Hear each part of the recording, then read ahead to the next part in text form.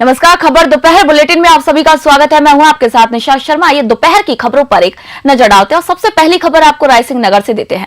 रायसिंह नगर के वाला निवासी जयपाल ने यहां पर ट्रेन के आगे कूदकर आत्महत्या कर ली। जी हां, मृतक के परिजनों ने राजकीय चिकित्सालय की मोर्चरी के सामने धरना देकर अपनी मांगे रखी हैं। परिजनों का कहना है कि सुसाइड नोट में निर्दिष्ट 2 व्यक्तियों द्वारा मृतक को लगातार प्रताड़ित किया जा रहा था। वे चाहते थे कि उक्त आरोपियों को यहां पर गिरफ्तार किया जाए। इसके अलावा परिजन निगम से आर्थिक सहायता की भी लगातार मांग कर रहे हैं। धरने पर बैठे ग्रामवासियों ने प्रशासन को चेतावनी दी कि जब तक उनकी मांगे पूरी नहीं होंगी पोस्टमार्टम से इनकार रहेगा।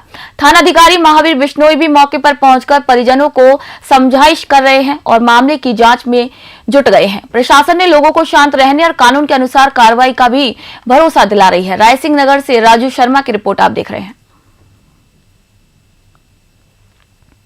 पदमपुर जिला पुलिस अधीक्षक अमृता दुहन के निर्देशन और सीओ पुष्पेंद्र सिंह की निगरानी में पदमपुर पुलिस ने नशे के खिलाफ प्रभावी कार्रवाई करते हुए एक युवक को 14.13 ग्राम चिट्टा के साथ गिरफ्तार किया। थाना प्रभारी सीआई सुमन जयपाल के नेतृत्व में पुलिस टीम ने बस स्टैंड क्षेत्र में संदिग्ध गतिविधियों पर नजर रखते हुए एक युवक को दबोचा है। तलाशी के दौरान युवक के कब्जे से 14.13 ग्राम चिट्टा बरामद किया गया है। वहीं पकड़ा गया आरोपी 58 आरबी क्षेत्र का निवासी बताया गया है। पुलिस ने आरोपी के खिलाफ एनडीपीएस एक्ट के तहत मामला दर्ज किया है और प्रारंभिक पूछताछ में नशीले पदार्थ की खरीद फरोख्त और सप्लाई नेटवर्क की भी यहाँ जानकारी मिली है। पुलिस प्रशासन ने चेताया है कि जिले में नशे के अवैध कारोबार के खिलाफ अभियान लगातार जारी रहेगा और इस तरह की गतिविधि जो है उनमें शामिल किसी भी व्यक्ति को बख्शा नहीं जाएगा। श्रीगंगानगर से मंगतराम वर्मा की ये रिपोर्ट आप सभी देख रहे हैं। हनुमानगढ़ से आपको खबर दे रहे हैं। कलेक्ट्रेट कार्यालय को ईमेल के जरिए मिली बम धमकी के बाद खाली करवा दिया गया है। धमकी मिलने के बाद पूरे परिसर की तलाशी की जा रही है। पास के जिला न्यायालय परिसर को भी एहतियातन खाली कराया गया है। कलेक्ट्रेट के सभी गेटों पर पुलिस बल तैनात की गई है और किसी को भी भीतर प्रवेश की अनुमति नहीं दी जा रही है। बड़ी संख्या में दमकल वाहन भी परिसर में पहुंच गए हैं। सुबह करीब 10:30 बजे कार्यालय में काम कर रहे कर्मचारियों को मुख्य बिल्डिंग से बाहर आने के लिए कहा गया और इसी के बाद कर्मचारी खुले क्षेत्र में इकट्ठा हुए हैं और कुछ समय बाद पूरा परिसर खाली करवा दिया गया। दोनों ही इमारतों में कार्यरत सरकारी कर्मचारी, वकील और अन्य लोग अब बाहर दुकानों के पास खड़े हुए हैं। प्रशासन ने कलेक्ट्रेट परिसर में सुरक्षा व्यवस्था कड़ी कर दी है। वही हनुमानगढ़ से विनोद चौधरी की रिपोर्ट आप सभी को बता रहे हैं। खबर पोखरण से। पोखरण टीटी कॉलेज में एचडीएफसी बैंक द्वारा रक्तदान शिविर का आयोजन किया गया। कार्यक्रम की शुरुआत मुख्य अतिथि प्रवीण कुमार सेन अतिरिक्त पुलिस अधीक्षक द्वारा दीप प्रज्वलन करके की गई। इसी दौरान लगभग 55 ब्लड यूनिट का दान किया गया। रक्तदान शिविर का उद्देश्य छात्रों और स्थानीय लोगों में सामाजिक जिम्मेदारी और रक्तदान के महत्व के प्रति जागरूकता फैलाना था।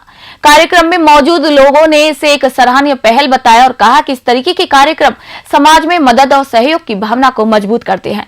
छात्र छात्राओं, स्थानीय नागरिकों ने बढ़ चढ़कर इस रक्तदान शिविर में भाग लिया। वहीं पोखरण से भूपेंद्र राणा की रिपोर्ट आप देख रहे हैं।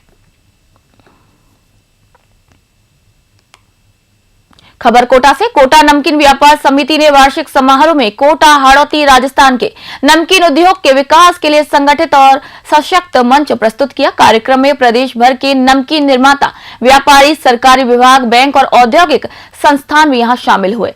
समिति अध्यक्ष जगदीश गांधी और महामंत्री प्रमोद पुरस्वानी ने केंद्र और राज्य सरकार की पीएमएफएमई, मुद्रा stand up India, credit guarantee, food safety, licensing, packaging, branding और बाजार विस्तार योजनाओं की यहां जानकारी दी। अध्यक्ष ने कहा कि कोटा में प्रतिदिन लगभग 20 टन नमकीन की खपत होती है और इसीलिए फूड लैब और नमकीन क्लस्टर को सुदृढ़ करना आवश्यक है। जिला उद्योग केंद्र के हरिमोहन शर्मा ने क्लस्टर डेवलपमेंट स्कीम और विश्वकर्मा उद्यमी योजना की सब्सिडी की यहां जानकारी दी।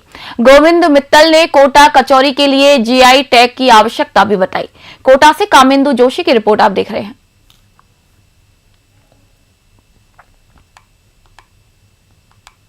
खबर खानपुर से। धानोदा ग्राम पंचायत में करीब 1 साल 7 माह से बंद पड़े मनरेगा कार्य को पुनः चालू करने की मांग को लेकर ग्रामीणों ने पंचायत भवन पर ताला लगा दिया।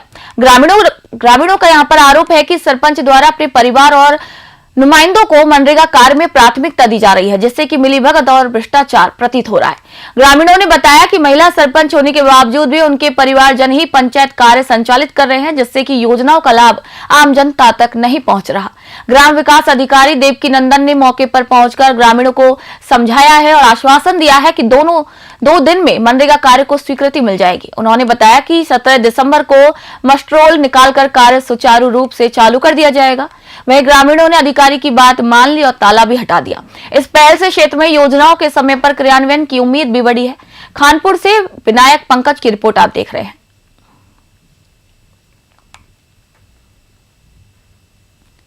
धौलपुर से खबर। एमएस कॉन्वेंट स्कूल में गौरव सेनानी भूतपूर्व और वर्तमान सैनिकों की महत्वपूर्ण बैठक आयोजित की गई। इस बैठक की अध्यक्षता सूबेदार मेजर अनूप सिंह परमार ने की। संगठनात्मक मजबूती और सैनिकों के हितों की रक्षा को लेकर यहां पर विचार विमर्श के बाद सर्वसम्मति से सूबेदार महेंद्र सिंह हरसाना को धौलपुर जिले का जिला अध्यक्ष नियुक्त किया गया है।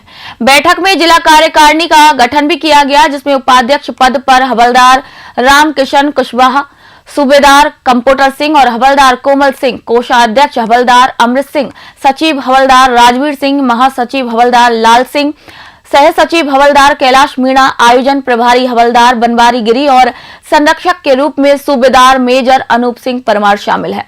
सभी सदस्यों ने संगठनों को सशक्त बनाने, सैनिकों के हितों की सुरक्षा और सामाजिक सेवा के कार्यों को प्राथमिकता देने का यहां संकल्प लिया है। बैठक में बड़ी संख्या में गौरव सेनानी मौजूद रहे। धौलपुर से संजय कसाना की रिपोर्ट आप देख रहे हैं। खबर कपासन से। बालिका शिक्षा को एक नई दिशा देते हुए ताराखेड़ी चौराहे पर करोड़ों रुपए की लागत से बनने वाले राजकीय कन्या महाविद्यालय भवन का भव्य भूमि पूजन संपन्न हुआ। विधायक अर्जुन लाल जीनगर ने वैदिक मंत्रोच्चारण के बीच भूमि पूजन कर निर्माण कार्य का शुभारंभ किया।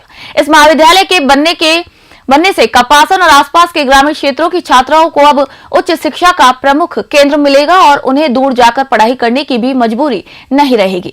प्रस्तावित भवन में आधुनिक कक्ष, प्रयोगशालाएं, पुस्तकालय, एनसीसी कक्ष और अन्य शैक्षणिक सुविधाएं भी विकसित की जाएंगी। कार्यक्रम में जनप्रतिनिधि, भाजपा पदाधिकारी और बड़ी संख्या में नागरिक उपस्थित रहे। सभी ने इसे कपासन की बेटियों के लिए भविष्य के लिए ऐतिहासिक कदम बताते हुए खुशी जताई है। विधायक अर्जुन लाल जीनगर ने कहा कि ये भवन केवल निर्माण नहीं बल्कि बेटियों के उज्जवल भविष्य की नींव है। कपासन से ब्यूरो रिपोर्ट आप देख रहे हैं। नाथद्वारा से खबर। बालाजी सेवा समिति के तत्वाधान में 7 दिवसीय श्रीमद् भागवत कथा बोहरा बाजार स्थित माहेश्वरी भवन में भागवत कथा प्रवक्ता रमाकांत गोस्वामी के सानिध्य में शुरुआत की गई है। प्रथम दिन कथा में गोस्वामी ने विभिन्न प्रसंगों का बखान करते हुए जीवन के सार और नैतिक शिक्षा पर यहां जोर दिया। उन्होंने सभी हिंदुओं से छुआछूत को त्याग कर एकजुट रहने का संदेश दिया। इससे पूर्व भागवत कथा की पोथी यात्रा प्रभु श्रीनाथ जी मंदिर के मुख्य प्रवेश द्वार से यहां प्रारंभ हुई थी और मंदिर मंडल के श्रीनाथ बैंड ने सुमधुर स्वर में धार्मिक गीतों की प्रस्तुति दी। यात्रा शहर के प्रमुख मार्गों से होती हुई माहेश्वरी भवन पहुंची, जहां इसे कथा आयोजन में परिवर्तित कर आगे बढ़ाया गया। इसी दौरान सुभाष काबरा सहित कई समिति सदस्य और श्रद्धालु मौजूद रहे।